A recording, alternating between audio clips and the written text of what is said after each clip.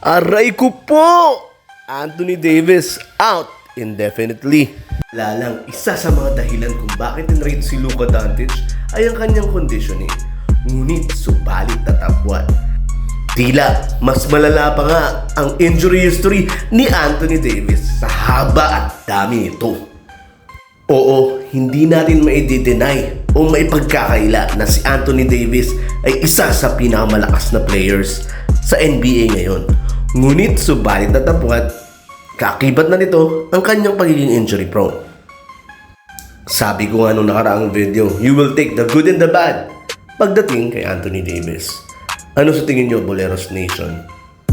Magpapatuloy ba to para kay Anthony Davis? At pagsisisihan ba ng Dallas Mavericks management ang kanilang desisyon na i-trade si Luka Doncic?